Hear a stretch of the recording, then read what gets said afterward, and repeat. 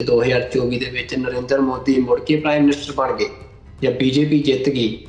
then there will never be elections in the country again। ਜਿਹੜੀ hate speech ਦੀ ਅੱਜ ਗੱਲ ਹੋ ਰਹੀ ਹੈ ਵੀ ਇਹ ਫਿਰ ਲਾਲ ਕਿਲੇ ਤੋਂ ਹੀ ਹੋਇਆ ਕਰੂਗੀ। ਮਤਲਬ ਜੇ ਇਸ ਵਾਰ ਪ੍ਰਾਈਮ ਮਿਨਿਸਟਰ ਨਰਿੰਦਰ ਮੋਦੀ ਜਿੱਤ ਗਏ ਤੇ ਜਿਹੜਾ ਲਦਾਖ ਤੇ ਮਨੀਪੁਰ ਦੇ ਵਿੱਚ ਅਸੀਂ ਜਿਵੇਂ ਉੱਥੇ ਦੋ ਕਮਿਊਨਿਟੀਜ਼ ਦਾ ਉੱਥੇ ਦੇਖਿਆ ਪਿਛਲੇ ਦਿਨਾਂ ਦੇ ਵਿੱਚ ਜੋ ਵਾਇਲੈਂਟ ਕਲੈਸ਼ਿਸ ਹੋਈਆਂ, ਤਾਂ ਉਹ ਕਹਿੰਦੇ ਵੀ ਇਸ ਤਰ੍ਹਾਂ ਦੀ ਅੱਗ ਸਾਰੇ ਮੁਲਕ 'ਚ ਲੱਗਣੀ ਹੈ। ਜੇ ਪ੍ਰਾਈਮ ਮਿਨਿਸਟਰ ਮੋਦੀ ਤੇ ਉਹਨਾਂ ਦੀ ਕੈਬਨਿਟ ਜਿਹੜੀ ਸਰਕਾਰ ਆ ਮੁੜ ਕੇ ਪਾਵਰ 'ਚ ਆਉਂਦੀ ਆ,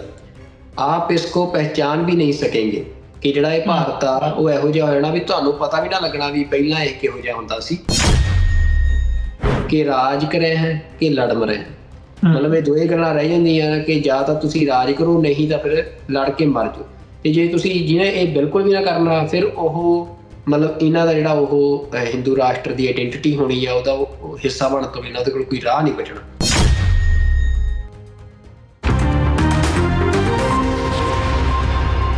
ਗੱਲ ਕਰਦੇ ਹਾਂ ਹੁਣ ਭਾਰਤ ਦੇ ਵਿੱਚ ਜਿਹੜੀਆਂ ਚੋਣਾਂ ਹੋਣ ਜਾ ਰਹੀਆਂ ਨੇ ਉਹਨਾਂ ਦੀ। ਅਸੀਂ ਪਿਛਲੇ ਸਮੇਂ ਦੇ ਵਿੱਚ ਦੇਖਿਆ, ਹਾਲਾਂਕਿ ਆਪੋਜੀਸ਼ਨ ਵੱਲੋਂ ਵੀ ਵੱਡੇ ਲੈਵਲ ਦੇ ਉੱਤੇ ਭਾਜਪਾ ਨੂੰ ਵਾਸ਼ਿੰਗ ਮਸ਼ੀਨ ਦੇ ਤੌਰ ਦੇ ਉੱਤੇ ਰੈਫਰ ਕੀਤਾ ਜਾ ਰਿਹਾ ਹੈ। ਵਾਸ਼ਿੰਗ ਮਸ਼ੀਨ ਕਿਹਾ ਜਾ ਰਿਹਾ ਹੈ ਕਿ ਭਾਈ ਈਡੀ, ਸੀਬੀਆਈ ਤੇ ਹੋਰ ਜਿਹੜੇ ਅਦਾਰੇ ਹੈਗੇ ਨੇ ਉਹ ਪਿੱਛੇ ਲਾ ਦਿੱਤੇ ਜਾਂਦੇ ਆ ਆਪੋਜੀਸ਼ਨ ਦੇ ਲੀਡਰਾਂ ਦੇ ਉੱਤੇ, ਤੇ ਉਹ ਜਦੋਂ ਉਹਨਾਂ ਨੂੰ ਡਰਾ ਕੇ, ਧਮਕਾ ਕੇ, ਪੈਸੇ ਦਾ ਲਾਲਚ ਦੇ ਕੇ ਕਿਸੇ ਵੀ ਤਰੀਕੇ ਦੇ ਨਾਲ ਮੁੜ ਕੇ ਫਿਰ ਉਹਨਾਂ ਨੂੰ ਜਿਹੜਾ ਹੈ ਬੀਜੇਪੀ ਦੇ ਵਿੱਚ ਸ਼ਾਮਲ ਕਰਾਇਆ ਜਾਂਦਾ ਹੈ। ਇਹ ਵਰਤਾਰਾ ਕੋਈ ਅੱਜ ਦਾ ਨਹੀਂ ਹੈਗਾ, ਪਰ ਚੋਣਾਂ ਦੇ ਨੇੜੇ ਆ ਕੇ ਪਿਛਲੇ ਕੁਝ ਹਫ਼ਤਿਆਂ 'ਚ ਜਾਂ ਇਹ ਕਹਿ ਲਓ ਜਿਹੜੇ 2-3 ਮਹੀਨੇ 4 ਮਹੀਨੇ ਹੈਗੇ ਆ, ਉਹਦੇ ਵਿੱਚ ਬੜੇ ਵੱਡੇ ਲੈਵਲ ਦੇ ਉੱਤੇ ਜਿਹੜੇ ਆਪੋਜੀਸ਼ਨ ਦੇ ਆਗੂ ਹੈਗੇ ਨੇ, ਵੱਖੋ ਵੱਖਰੀਆਂ ਪਾਰਟੀਆਂ ਦੇ ਜਿਹੜੇ ਆਗੂ ਨੇ, ਉਹਨਾਂ ਨੂੰ ਭਾਜਪਾ ਦੇ ਵਿੱਚ ਸ਼ਾਮਲ ਕਰਾਇਆ ਗਿਆ। ਥਰੂ ਆਊਟ ਇੰਡੀਆ ਅਸੀਂ ਇਹ ਵਰਤਾਰਾ ਦੇਖ ਰਹੇ ਹਾਂ। ਈਵਨ ਪੰਜਾਬ ਦੇ ਵਿੱਚ ਵੀ ਨਾਮੀ ਗ੍ਰਾਮੀ ਆਮ ਆਦਮੀ ਪਾਰਟੀ ਤੋਂ ਲੈ ਕੇ ਕਾਂਗਰਸ ਤੋਂ ਲੈ ਕੇ ਬਾਕੀ ਪਾਰਟੀਆਂ ਦੇ ਜਿਹੜੇ ਆਗੂ ਨੇ ਉਹ ਭਾਜਪਾ ਦੇ ਵਿੱਚ ਸ਼ਾਮਲ ਹੋ ਰਹੇ ਆ। ਅੱਜ ਮਤਲਬ ਦਿੱਲੀ ਦੇ ਇੱਕ ਮੰਤਰੀ ਨੇ ਜਿਨ੍ਹਾਂ ਨੇ ਭਾਜਪਾ ਦੇ ਵਿੱਚ ਹਜੇ ਸ਼ਾਮਲ ਤੇ ਨਹੀਂ ਹੋਏ, ਪਰ ਉਹਨਾਂ ਨੇ ਆਮ ਆਦਮੀ ਪਾਰਟੀ ਦੀ ਮੁੱਢਲੀ ਮੈਂਬਰਸ਼ਿਪ ਤੋਂ ਜਿਹੜਾ ਆ ਉਹ ਰਿਜ਼ਾਈਨ ਕਰ ਦਿੱਤਾ ਆ, ਤੇ ਕੁਝ ਦੋਸ਼ ਜਿਹੜੇ ਨੇ ਉਹ ਆਮ ਆਦਮੀ ਪਾਰਟੀ ਦੇ ਸੁਪਰੀਮੋ ਅਰਵਿੰਦ ਕੇਜਰੀਵਾਲ ਤੇ ਨਾਲ ਹੀ ਨਾਲ ਆਮ ਆਦਮੀ ਪਾਰਟੀ ਦੀ ਨੀਤੀ ਦੇ ਉੱਤੇ ਲਾਏ। ਇਹ ਵਰਤਾਰਾ ਅਸੀਂ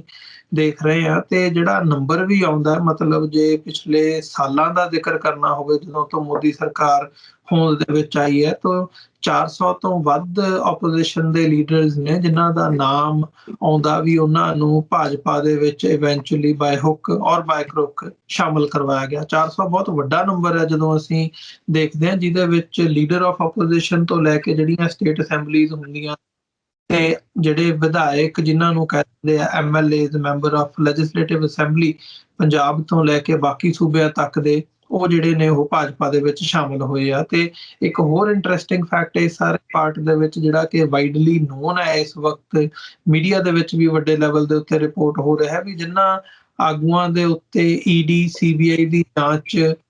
ਹੁੰਦੀ ਹੈ, ਤੇ ਜਦੋਂ ਉਹ ਬਾਅਦ ਦੇ ਵਿੱਚ ਭਾਜਪਾ ਦੇ ਵਿੱਚ ਸ਼ਾਮਲ ਹੋ ਜਾਂਦੇ ਨੇ, ED ਵੀ ਪਿੱਛੇ ਹਟ ਜਾਂਦੀ ਹੈ, CBI ਦੀ ਜਾਂਚ ਵੀ ਜਿਹੜੀ ਹੈ ਉਹ ਠੰਡੇ ਬਸਤੇ ਪਾ ਦਿੱਤੀ ਜਾਂਦੀ ਹੈ। ਭਾਵੇਂ ਜੇ ਕੇਸ ਕੰਪਲੀਟਲੀ ਡਿਸਮਿਸ ਨਾ ਵੀ ਕੀਤਾ ਹੋਵੇ ਤਾਂ ਉਹਦੇ ਤੇ ਕੋਈ ਅਗਲੇ ਦੀ ਜਿਹੜੀ ਕਾਰਵਾਈ ਹੈ ਉਹ ਨਹੀਂ ਹੁੰਦੀ ਹੈਗੀ। ਸੋ ਇਹ ਮਤਲਬ ਇੱਕ ਵੱਡਾ ਇਸ ਵਕਤ ਕੰਸਰਨ ਬਣਿਆ ਹੋਇਆ ਭਾਰਤ ਦੇ ਵਿੱਚ ਜਿਹੜੀਆਂ ਸੋ ਕਾਲਡ ਲਿਬਰਲ ਜਮਾਤਾਂ ਹੈਗੀਆਂ ਨੇ ਉਹਨਾਂ ਦੇ ਲਈ ਵੀ ਹੁਣ ਜਿਸ ਤਰੀਕੇ ਦੇ ਨਾਲ ਭਾਜਪਾ ਵੱਧ ਰਹੀ ਹੈ ਅੱਗੇ ਅਥਾਰਟੇਰੀਅਨ ਰੂਲ ਦੇ ਵੱਲ ਨੂੰ, ਉਹ ਇਸ ਨੂੰ ਇੱਕ ਬੜੇ ਵੱਡੇ ਸਵਾਲ ਦੇ ਤੌਰ ਤੇ ਦੇਖ ਰਹੇ ਆ ਵੀ ਜੇ ਮੋਦੀ ਸਰਕਾਰ ਦੁਬਾਰਾ ਹੁਣ ਤੀਜੀ ਵਾਰ ਹੋਂਦ ਦੇ ਵਿੱਚ ਆ ਗਈ, ਉਹਨਾਂ ਨੇ ਸਰਕਾਰ ਬਣਾ ਲਈ, ਤੇ ਇਹ ਜਿਹੜਾ ਸਾਰਾ ਸਿਸਟਮ ਪਿਛਲੇ 1947 ਤੋਂ ਲੈ ਕੇ ਹੁਣ ਤੱਕ ਚੱਲ ਰਿਹਾ ਹੈ, ਇਹ ਕੰਪਲੀਟਲੀ ਕੋਲੈਪਸ ਹੋ ਜਾਣਾ। ਬਿਲਕੁਲ ਜੀ, ਮਤਲਬ ਤੁਸੀਂ ਜਿਹੜੀ ਗੱਲ ਕੀਤੀ ਆ ਵੀ ਦੇਖੋ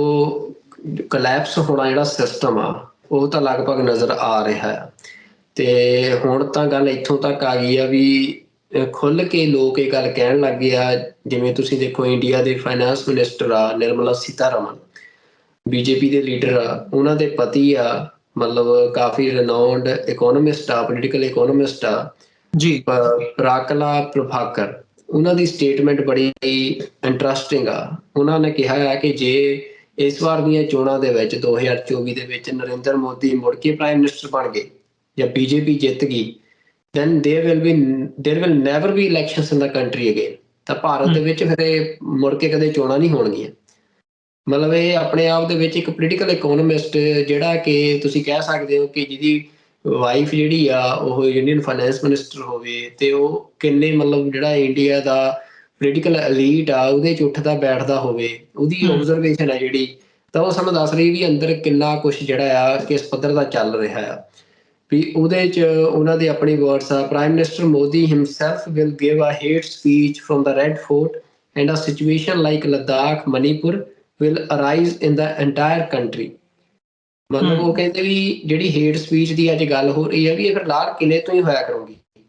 ਮਤਲਬ ਜੇ ਇਸ ਵਾਰ ਪ੍ਰਾਈਮ ਮਿਨਿਸਟਰ ਨਰਿੰਦਰ ਮੋਦੀ ਜਿੱਤ ਗਏ ਤੇ ਜਿਹੜਾ ਲੱਦਾਖ ਤੇ ਮਨੀਪੁਰ ਦੇ ਵਿੱਚ ਅਸੀਂ ਜਿਵੇਂ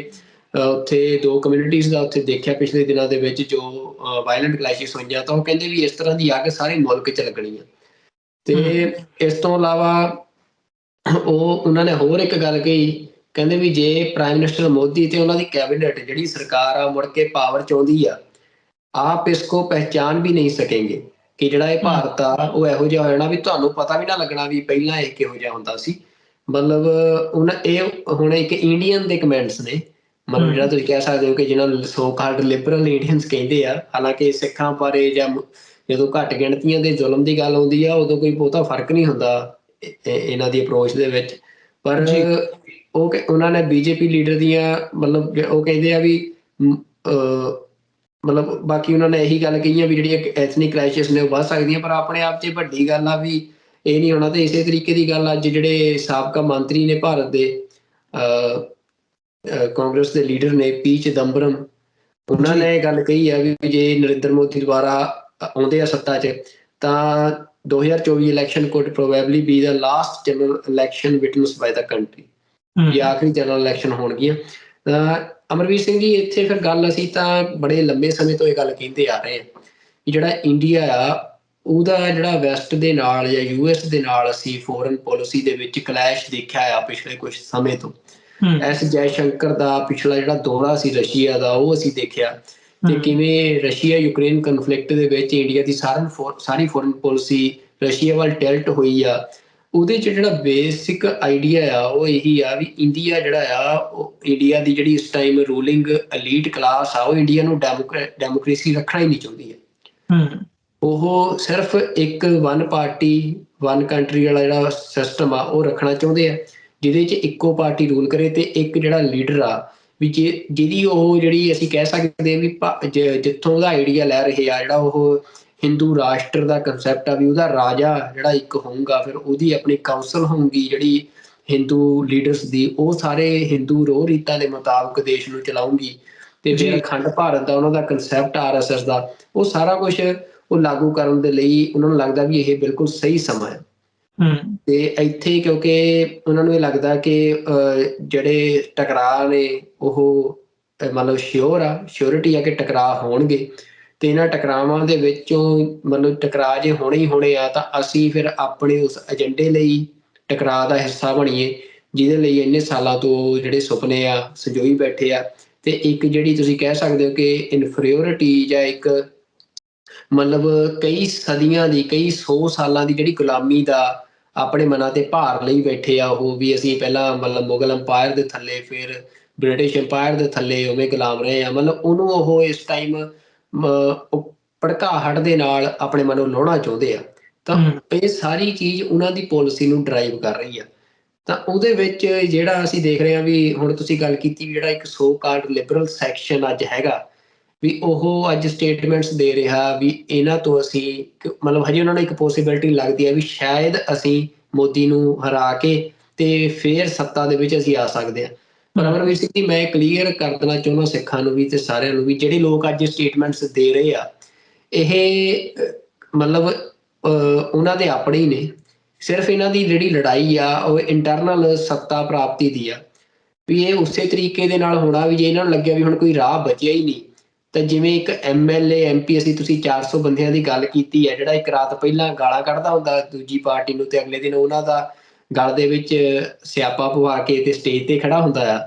ਤੇ ਉਸੇ ਤਰੀਕੇ ਦੇ ਨਾਲ ਇਹ ਸਾਰੇ ਲੋਕਾਂ ਦਾ ਹੋਣਾ ਵੀ ਜਦੋਂ ਇਹਨਾਂ ਨੂੰ ਲੱਗਣਾ ਵੀ ਹੁਣ ਤਾਂ ਰਾਹ ਨਹੀਂ, ਫਿਰ ਇਹਨਾਂ ਨੇ ਜਿਹੜਾ ਉਹ ਰਾਜਾ ਹੋਣਾ ਆ ਹਿੰਦੂ ਰਾਸ਼ਟਰ ਦਾ ਤੇ ਹਿੰਦੂ ਰਾਸ਼ਟਰ ਹੋਣਾ ਆ ਉਹਨੂੰ ਅਸੈਪਟ ਕਰ ਲੈਣਾ ਪਰ ਉਹਦੇ ਵਿੱਚ ਮਸਲਾ ਕੀ ਆ ਵੀ ਇਹ ਸਵਾਲ ਹੋਣ ਤਾਂ ਕਿਹਨਾਂ ਲਈ ਬਣਿਆ, ਜਿਹੜੇ ਕਿ ਉਸ ਜਿਹੜੀ ਹਿੰਦੂ ਪਛਾਣ ਦਾ ਆਪਣੇ ਆਪ ਨੂੰ ਹਿੱਸਾ ਨਹੀਂ ਮੰਨਦੇ। ਇਹ ਹੋਣ ਦਾ ਸਵਾਲ ਫਿਰ ਉਹਨਾਂ ਲਈ ਬਣਨਾ ਆ, ਕਿਉਂਕਿ ਜਦੋਂ ਓਪਨਲੀ ਹਿੰਦੂ ਰਾਸ਼ਟਰ ਐਲਾਨ ਹੋ ਜਾਣਾ ਆ ਤੇ ਉਹ ਤੋਂ ਬਾਅਦ ਜਿਹੜੀਆਂ ਬਾਕੀ ਦੀਆਂ ਪਛਾਣਾਂ ਹੋਣਗੀਆਂ ਉਹਨਾਂ ਲਈ ਕੋਈ ਸਪੇਸ ਨਹੀਂ ਬਚਣੀ। ਜਾਂ ਤਾਂ ਉਹ ਮਤਲਬ ਆਪਣੇ ਆਪ ਨੂੰ ਉਸੇ ਹਿੰਦੂ ਰਾਸ਼ਟਰ ਦਾ ਅੰਗ ਮੰਨ ਕੇ, ਉਹਦਾ ਹਿੱਸਾ ਮੰਨ ਕੇ, ਜਿਵੇਂ ਦੀ ਉਹਨਾਂ ਦੀ ਡੈਫੀਨੇਸ਼ਨ ਉਹ ਬਣਾਉਣਗੇ ਉਹਦੇ ਮੁਤਾਬਕ ਆਪਣੀ ਉਹਨੂੰ ਧਾਰਨ ਕਰ ਲੈਣਗੇ, ਫਿਰ ਉਹ ਸਰਵਾਈਵ ਕਰ ਸਕਣਗੇ। ਪਰ ਜੋ ਨਹੀਂ ਸਰਵਾਈਵ ਕਰ ਸਕਣਗੇ ਫਿਰ ਉਹਨਾਂ ਦੇ ਲਈ ਉਹੀ ਜਿਹੜੀ ਗੱਲ 18ਵੀਂ ਸਦੀ 'ਚ ਸਿੱਖਾਂ ਨੇ ਜਿਹੜੀ ਗੱਲ ਦਾ ਫੈਸਲਾ ਕੀਤਾ ਸੀ ਕਿ ਰਾਜ ਕਰੇ ਹੈ ਕਿ ਲੜ ਮਰੇ ਹੈ। ਮਤਲਬ ਇਹ ਦੋਏ ਗੱਲਾਂ ਰਹਿ ਜਾਂਦੀਆਂ ਕਿ ਜਾਂ ਤਾਂ ਤੁਸੀਂ ਰਾਜ ਕਰੋ, ਨਹੀਂ ਤਾਂ ਫਿਰ ਲੜ ਕੇ ਮਰ ਜਾਓ। ਤੇ ਜੇ ਤੁਸੀਂ ਜਿਹਨੇ ਇਹ ਬਿਲਕੁਲ ਵੀ ਨਾ ਕਰਨਾ ਫਿਰ ਉਹ ਮਤਲਬ ਇਹਨਾਂ ਦਾ ਜਿਹੜਾ ਉਹ ਹਿੰਦੂ ਰਾਸ਼ਟਰ ਦੀ ਆਈਡੈਂਟਿਟੀ ਹੋਣੀ ਆ ਉਹਦਾ ਉਹ ਹਿੱਸਾ ਬਣਨ ਤੋਂ ਬਿਨਾਂ ਉਹਦੇ ਕੋਲ ਕੋਈ ਰਾਹ ਨਹੀਂ ਬਚਣਾ। ਤੇ ਇਹ ਸਿਚੁਏਸ਼ਨ ਇੱਥੇ ਬਣ ਰਹੀ ਹੈ। ਜੇ ਅਸੀਂ ਇਲੈਕਸ਼ਨ ਦੀ ਗੱਲ ਕਰੀਏ, ਤੁਸੀਂ ਇਹ ਕਹਿ ਹੀ ਦਿੱਤਾ ਹੈ ਕਿ ਕਿੰਨੇ ਬੰਦੇ ਮਤਲਬ ਉਹ ਹਰ ਇੱਕ ਟੂਲ ਨੂੰ ਯੂਜ਼ ਕਰ ਰਹੇ ਆ, ਈਡੀ ਤੋਂ ਲੈ ਕੇ ਮਤਲਬ CBI ਤੱਕ। ਪਰ ਮਸਲਾ ਕੀ ਹੈ ਵੀ ਜਿਹੜੀ ਅੱਜ ਕਾਂਗਰਸ ਇਸ ਤੇ ਰੌਲਾ ਪਾ ਰਹੀ ਆ, ਇਹ ਕਲਚਰ ਉਹਨਾਂ ਨੇ ਸ਼ੁਰੂ ਕੀਤਾ CBI ਦੇ ਰਾਹੀਂ। ਮਤਲਬ CBI ਨੂੰ ਜਿਵੇਂ ਕਾਂਗਰਸ ਨੇ ਯੂਜ਼ ਕੀਤਾ, ਫੈਡਰਲ ਏਜੰਸੀਜ਼ ਨੂੰ ਯੂਜ਼ ਕੀਤਾ ਆਪਣੇ ਵਿਰੋਧੀਆਂ ਦੇ ਖਿਲਾਫ। ਬਲਕਿ ਅਸੀਂ ਅੱਜ ਦੇਖਦੇ ਹਾਂ ਵੀ ਅੱਜ ਅਰਵਿੰਦ ਕੇਜਰੀਵਾਲ ਜੇਲ੍ਹ 'ਚ ਆ ਤਾਂ ਉਹਦੇ ਖਿਲਾਫ ਸਾਰੇ ਹੋਰ ਮਤਲਬ ਰੌਲਾ ਪਾ ਰਹੇ ਆ। ਸਾਰੀ ਆਮ ਆਦਮੀ ਪਾਰਟੀ ਕਾਂਗਰਸ ਕਹਿ ਰਹੀ ਹੈ ਜੀ ਦੇਖੋ ਵੈਂਡੇਟਾ ਦੀ ਪੋਲੀਟਿਕਸ ਆ, ਵਿਰੋਧੀਆਂ ਨੂੰ ਚੁੱਪ ਕਰਾਇਆ ਜਾ ਰਿਹਾ ਜੇਲ੍ਹਾਂ 'ਚ ਸੁੱਟ ਕੇ। ਪਰ ਹੁਣ ਜੇ ਪੰਜਾਬ ਦੇ ਵਿੱਚ ਤੁਸੀਂ ਆਪ ਦੀ ਸਰਕਾਰ ਦਾ ਹੁਣ ਤੱਕ ਦਾ ਕਾਰਜਕਾਲ ਦੇਖ ਲਓ ਤਾਂ ਉਹਨਾਂ ਨੇ ਵਿਰੋਧੀਆਂ ਦੇ ਖਿਲਾਫ ਕੀ ਕੀਤਾ, ਉਹ ਵੀ ਇਹੀ ਕੀਤਾ। ਤਾਂ ਬੇਸਿਕਲੀ ਕੀ ਆ ਵੀ ਜਿਹੜਾ ਇੰਡੀਅਨ ਜਿਹੜੀ ਪੋਲੀਟੀਕਲ ਐਂਟਾਈਟੀ ਆ, ਜੋ ਤੁਸੀਂ ਇਹਦਾ ਹਿੱਸਾ ਬਣ ਜਾਂਦੇ ਹੋ, ਇਹਦਾ ਹਿੱਸਾ ਬਣ ਕੇ ਤੁਸੀਂ ਕੰਮ ਕਰਨਾ ਸ਼ੁਰੂ ਕਰਦੇ ਹੋ ਤਾਂ ਉਹਦਾ ਇਹ ਕਲਚਰ ਸੇਮ ਕਲਚਰ ਆ। ਜਿਹੜਾ ਵੀ ਸੱਤਾ 'ਚ ਹੋਊਗਾ ਆਪਣੇ ਵਿਰੋਧੀਆਂ ਦੇ ਖਿਲਾਫ ਫਿਰ ਉਹ ਇਸੇ ਤਰੀਕੇ ਦੇ ਨਾਲ ਕਰਪਸ਼ਨ ਨੂੰ, ਇੰਸਟੀਚਿਊਟਸ ਨੂੰ, ਕਰਪਟ ਹੋਏ ਇੰਸਟੀਚਿਊਟਸ ਨੂੰ ਇਸੇ ਤਰੀਕੇ ਦੇ ਨਾਲ ਵਰਤਦਾ ਆ। ਤੇ ਜਿਹਦੇ ਕਰਕੇ ਵੈਸਟ ਨੂੰ ਜਿਹੜਾ ਇੱਕ ਭੁਲੇਖਾ ਹੈਗਾ ਸੀ ਵੀ ਇਹ ਲਿਬਰਲ ਡੈਮੋਕ੍ਰੈਟਿਕ ਮਾਰਕੀਟ ਆ, ਤਾਂ ਉਹ ਮਾਰਕੀਟ ਤਾਂ ਹੈਗੀ ਆ ਹੁਣ, ਪਰ ਉਹਨਾਂ ਨੂੰ ਇਹ ਗੱਲ ਪਤਾ ਲੱਗ ਗਿਆ ਵੀ ਲਿਬਰਲ ਡੈਮੋਕ੍ਰੈਟਿਕ ਨਹੀਂ ਹੈ। ਤੇ ਉਹਦਾ ਹੁਣ ਭਵਿੱਖ ਕੀ ਹੋਊਗਾ ਉਹ ਅਸੀਂ ਪਹਿਲੇ ਸੈਗਮੈਂਟ 'ਚ ਵੀ ਗੱਲ ਕੀਤੀ ਕਿ ਜਿਹੜੀ ਰਿਜ਼ੈਂਟਮੈਂਟ ਆ, ਜਿਹੜੀ ਅਸੰਤੁਸ਼ਟੀ ਆ, ਉਹ ਕਸ਼ਮੀਰ ਤੋਂ ਲੈ ਕੇ ਤੇ ਕੰਨਿਆ ਕੁਮਾਰੀ ਤੱਕ ਤੇ ਅਸੀਂ ਉਹ ਦੇਖਦੇ ਹਾਂ ਵੀ ਉਹ ਕਿੰਨੀ ਵੱਧ ਆ। ਤੇ ਉੱਪਰ ਜੇ ਕਸ਼ਮੀਰ ਤੇ ਪੰਜਾਬ ਆਪਣੀ ਹੋਂਦ ਦੀ ਲੜਾਈ ਲੜ ਰਹੇ ਆ ਤੇ ਥੱਲੇ ਜਿਹੜੇ ਦ੍ਰਾਵਿਡੀਅਨਸ ਨੇ ਉਹ ਆਪਣੀ ਹੋਂਦ ਦੀ ਲੜਾਈ ਲੜ ਰਹੇ ਆ। ਤੇ ਉਧਰ ਨਾਰਥ ਈਸਟ ਦੇ ਵਿੱਚ ਪਿਛਲੇ ਲੰਬੇ ਸਮੇਂ ਤੋਂ ਭਾਵੇਂ ਮਨੀਪੁਰ ਦੇ ਲੋਕ ਹੋਣ, ਨਾਗਾਲੈਂਡ ਦੇ ਲੋਕ ਹੋਣ, ਜਿਹੜੀਆਂ ਟਰਾਈਬਲ ਕਮਿਊਨਿਟੀਜ਼ ਨੇ, ਐਥਨਿਕ ਨੇਸ਼ਨਸ ਨੇ, ਉਹ ਆਪਣੀ ਹੋਂਦ ਦੀ ਲੜਾਈ ਲੜ ਰਹੇ। ਜਿਹੜਿਆਂ ਨੇ ਕਿ ਐਕਸੈਪਟ ਨਹੀਂ ਕੀਤਾ ਜਿਹੜਾ ਹਿੰਦੂ ਰਾਸ਼ਟਰ ਦਾ ਇਹ ਖਾਰਾ ਸਮੁੰਦਰ ਆ ਉਹਦੇ 'ਚ ਜਜ਼ਬ ਹੋਣ। ਪਰ ਜਿਹੜੀ ਹਿੰਦੂ ਰਾਸ਼ਟਰ ਦੀ ਤਾਕਤ ਆ ਉਹ ਲਗਾਤਾਰ ਕੰਸੋਲੀਡੇਟ ਵੀ ਹੋ ਰਹੀ ਆ। ਤੇ ਇਹਦੇ ਨਾਲ ਇਹ ਲੱਗਦਾ ਕਿ ਜਿਹੜਾ ਅਸੋਲਟ ਆ ਇਹਨਾਂ ਐਥਨਿਕ ਨੈਸ਼ਨੈਲਿਟੀਜ਼ ਤੇ ਇਹਨਾਂ ਆਈਡੈਂਟੀਟੀਜ਼ ਤੇ ਉਹ ਤਿੱਖਾ ਹੋਊਗਾ ਅਗਲੇ ਟਾਈਮ ਦੇ ਵਿੱਚ। ਤੇ ਉਹਦੇ 'ਚ ਰਿਜ਼ੈਂਟਮੈਂਟ ਕਿਸ ਤਰੀਕੇ ਦੀ ਹੁੰਦੀ ਆ, ਉਹ ਕੁਦਰਤ ਦਾ ਇਹ ਵਿਧਾਨ ਆ ਅਮਰਵੀਰ ਸਿੰਘ ਜੀ, ਕਿ ਭਾਵੇਂ ਧਰਤੀ ਤੇ ਰੇਂਗਣ ਵਾਲਾ ਕੋਈ ਜੀਅ ਹੋਵੇ, ਉਹਨੂੰ ਵੀ ਜਦੋਂ ਆਪਣੇ ਲਈ ਕੋਈ ਖਤਰਾ ਲੱਗਦਾ ਹੈ ਤਾਂ ਕੁਦਰਤ ਨੇ ਉਹਨੂੰ ਵੀ ਕਿਸੇ ਨਾ ਕਿਸੇ ਡਿਫੈਂਸਿਵ ਟੂਲ ਦੇ ਨਾਲ ਉਹਨੂੰ ਦਿੱਤਾ ਹੋਇਆ। ਭਾਵੇਂ ਉਹ ਭਰਿੰਡ ਹੋਵੇ, ਭਾਵੇਂ ਉਹ ਸੱਪ ਹੋਵੇ। ਤੁਸੀਂ ਦੇਖੋ ਭਰਿੰਡ ਨੂੰ ਵੀ ਕੁਦਰਤ ਨੇ ਇੱਕ ਜ਼ਹਿਰ ਦਿੱਤੀ ਹੈ ਵੀ ਜਦੋਂ ਉਹਨੂੰ ਆਪਣੇ ਲਈ ਖਤਰਾ ਲੱਗਦਾ ਤਾਂ ਫਿਰ ਉਹ ਡੰਗ ਮਾਰਦੀ ਹੈ। ਇਸੇ ਤਰੀਕੇ ਦੇ ਨਾਲ ਹਰ ਇੱਕ ਜਿਹੜਾ ਜੀਅ ਆ ਉਹਦੀ ਇਹ ਇੱਕ ਉਹਦਾ ਸੁਭਾਅ ਆ ਵੀ ਜਦੋਂ ਉਹਨੂੰ ਉਹਦੇ ਤੇ ਅਟੈਕ ਹੋਣਾ ਤਾਂ ਉਹਨੇ ਵਾਪਸ ਅਟੈਕ ਕਰਨਾ ਆ, ਰਿਜ਼ੈਂਟਮੈਂਟ ਕਰਨੀ ਆ। ਤਾਂ ਉਹਦੇ ਵਿੱਚੋਂ ਹੀ ਫਿਰ ਜਿਹੜੀ ਮੈਨੂੰ ਯਾਦ ਆਉਂਦਾ ਵੀ ਜਦੋਂ ਓਬਾਮਾ ਨੇ ਫਿਰ ਜਿਹੜੀ ਉਹ ਧਮਕੀ ਭਰੇ, ਅਸੀਂ ਧਮਕੀ ਕਹਿ ਸਕਦੇ ਹਾਂ, ਇੰਟਰਵਿਊ ਦੇ ਰਾਹੀਂ ਦਿੱਤੀ ਸੀ ਜਿਹੜੀ ਫਿਰ ਮੋਦੀ ਨੂੰ, ਫਿਰ ਉਹ ਗੱਲ ਵਾਪਰ ਸਕਦੀ ਹੈ ਇੱਥੇ ਕਿ ਜੇ ਤੁਸੀਂ ਇਸੇ ਤਰੀਕੇ ਦਾ ਅਟੈਕ ਇੱਥੇ ਮਾਈਨੋਰਿਟੀਜ਼ ਤੇ ਜਾਂ ਵੱਖ ਜਿਹੜੀਆਂ ਤੁਹਾਡੇ ਤੋਂ ਪਛਾਣਾਂ ਹੈਗੀਆਂ ਉਹਨਾਂ ਤੇ ਰੱਖਿਆ ਤੇ ਫਿਰ ਇੰਡੀਆ ਦੀ ਜਿਹੜੀ ਬਾਲਕਨਾਈਜੇਸ਼ਨ ਆ ਉਹਨੂੰ ਕੋਈ ਰੋਕ ਨਹੀਂ ਸਕਦਾ। ਜੀ ਨਹੀਂ, ਗੱਲ ਹੁਣ ਜਿਹੜੀ ਆ ਉਹ ਚਲੋ ਇਵੈਂਚੁਅਲੀ ਜਿਹੜੀਆਂ ਚੋਣਾਂ ਨੇ ਹੁਣ ਉਹਨਾਂ ਦਾ ਰਿਜ਼ਲਟ ਕੀ ਆਉਂਦਾ ਤੇ ਮੋਦੀ ਸਰਕਾਰ ਜਿਸ ਆਈਡੀਓਲੋਜੀ ਦੇ ਨਾਲ, ਜਿਸ ਨੀਤੀ ਦੇ ਨਾਲ ਚੱਲ ਰਹੀ ਆ ਉਹ ਕਿਸ ਲੈਵਲ ਤੇ ਜਾ ਕੇ ਇੰਪਲੀਮੈਂਟ ਕਰਦੀ ਹੈ ਤੇ ਫਿਰ ਉਹਦਾ ਜਿਹੜਾ ਰਿਸਪੌਂਸ ਹੈ, ਰਿਟੈਲੀਏਸ਼ਨ ਹੈ, ਰਿਜ਼ੈਂਟਮੈਂਟ ਦੇ ਥੱਲੇ ਜਾਂ ਪੰਜਾਬ ਦੇ ਵਿੱਚ ਆਲਰੇਡੀ ਮਤਲਬ ਉਹ ਕਿਵੇਂ ਉਹਨੂੰ ਟੈਕਲ ਹੁੰਦਾ। ਫਿਰ ਉਹ ਦੋ ਹੀ ਆਪਸ਼ਨਸ ਬਚ ਜਾਂਦੀਆਂ ਨੇ, ਜਾਂ ਤੇ ਤੁਸੀਂ ਉਹਨਾਂ ਦੀ ਅਧੀਨਗੀ ਕਬੂਲ ਲੈਣੇ ਜਾਂ ਫਿਰ ਤੁਸੀਂ ਆਪਣੀ ਹੋਂਦ ਦੇ ਲਈ, ਆਪਣੀ ਜਿਹੜੀ ਹੋਂਦ ਦੀ ਲੜਾਈ ਹੈ ਉਹ ਲੜਦੇ ਹੋ ਤੇ ਹੋਂਦ ਬਚਾਉਣ ਦੇ ਲਈ, ਹੋਂਦ ਨੂੰ ਅੱਗੇ